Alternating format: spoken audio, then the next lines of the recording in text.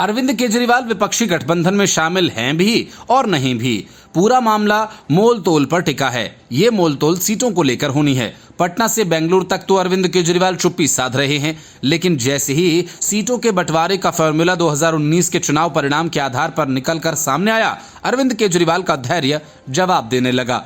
असल में जो फॉर्मूला बनाया गया है उसके हिसाब से हर पार्टी को जीती हुई सीटों के साथ वो सीटें भी दी जाएंगी जहां वह दूसरे स्थान पर रही। इस हिसाब से केजरीवाल के हिस्से महज 3 सीटें आती हैं। 2019 में आम आदमी पार्टी ने सिर्फ 1 सीट जीती थी और 2 जगहों पर वह दूसरे नंबर पर रही थी। यही वजह है कि मुंबई बैठक के ठीक पहले केजरीवाल ने कहा कि उनकी पार्टी ने मांग की है कि विपक्षी दलों का गठबंधन की बैठक में देश भर के सीटों के बंटवारे पर चर्चा की जाए। अरविंद केजरीवाल का ये रुख कांग्रेस की मुश्किलों को बढ़ाने वाला हो सकता है।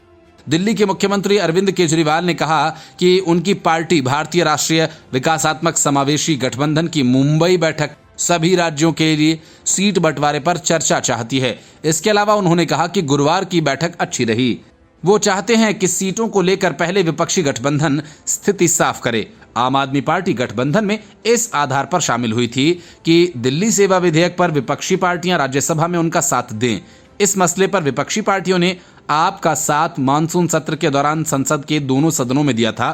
कांग्रेस ने भी बेंगलुरु अधिवेशन से पहले भरोसा दिया और उस पर अमल भी किया। इसके बदले सीएम अरविंद केजरीवाल ने कांग्रेस का धन्यवाद भी किया था। ये बात अलग है कि दिल्ली सेवा विधेयक को केंद्र सरकार राज्यसभा से कराने में सफल रही।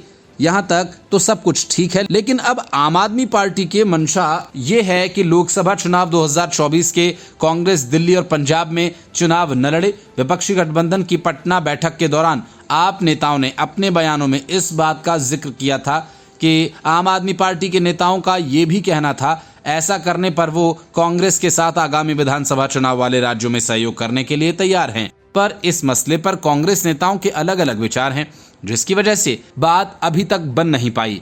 अब आम आदमी पार्टी के नेता इस मसले पर थोड़ा नरम तो नजर आ रहे हैं, लेकिन ये साफ नहीं है कि वो कितनी सीट कांग्रेस को दे सकते हैं। दूसरी तरफ मुंबई बैठक के बीच अरविंद केजरीवाल द्वारा इस बात पर जोर देना कि पहले सीट बंटवारे पर चर्चा हो, इस बात के संकेत माने जा रहे हैं। केजरीवाल गठबंधन को लेकर अब भी दुविधा में हैं। ऐसा इसलिए कि दिल्ली और पंजाब कांग्रेस के कई नेता लगातार अरविंद केजरीवाल का विरोध कर रहे हैं। पूर्वी दिल्ली से कांग्रेस के सांसद रहे संदीप दीक्षित ने केजरीवाल को बेहतर काम करने की नसीहत भी दी थी। वहीं अलका लांबा ने कहा था कि कांग्रेस दिल्ली की सभी सीटों पर चुनाव की तैयारी करेगी, जिसका आम आदमी पार्टी ने खुले तौर पर विरोध किया था। साथ ही उसने कांग्रेस से इस मसले पर स्थिति को स्पष्ट करने की मांग की थी। पंजाब में भी कांग्रेस के नेता अरविंद केजरीवाल के साथ गठबंधन का जमकर विरोध कर रहे हैं। यही वो कमजोर कड़ी है जिसकी वजह से सीट शेयरिंग पर बात न बनने की स्थिति कांग्रेस की मुश्किलें बढ़ा सकती है। Bureau report, news of India.